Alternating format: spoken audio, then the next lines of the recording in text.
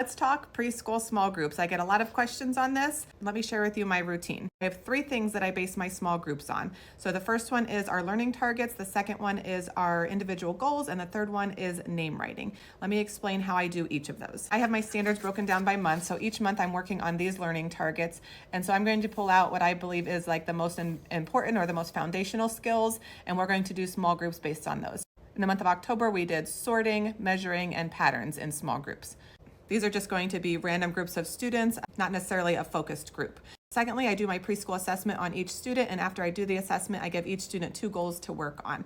After I give them the 2 goals, I have a chart that has everybody who has each goal. So I have everybody who has a shape goal, everybody who has a counting goal, everybody who has letter sounds goal. I'm going to bring together students with the same goal, and we're going to do a shape game together, a letter sound game together. So students that have the common goal are going to come over here and work together.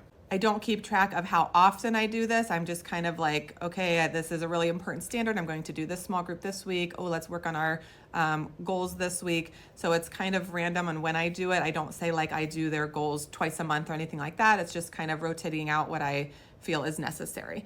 And then the third thing that I do during small groups is individual name writing. So this is not necessarily a small group, it's a one-on-one, but it's during my small group time. So some students are just working on their first letter, so we'll come over and they'll be practicing tracing. Let me get those. Here's what my name writing packs look like. So some students are just working on their first letter, tracing it and writing on their own. Some students are working on their entire name.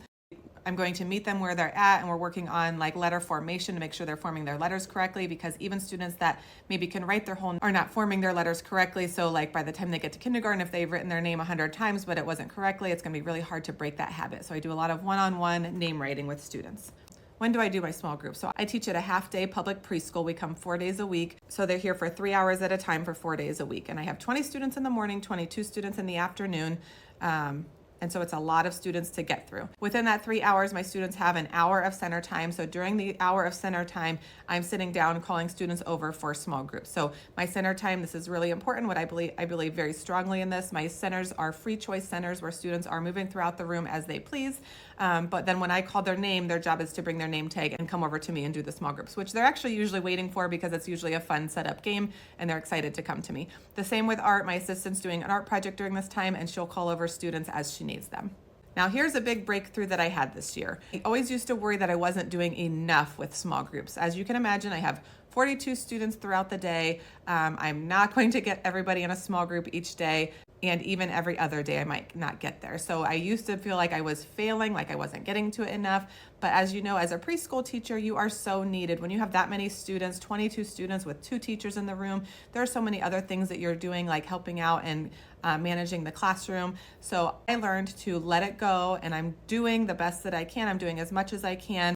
If I can get all of my students through small groups 1 to 2 times a week, I'm happy with that. If you have more questions on how I do small groups, go ahead and leave a comment and I'll try my best to answer them.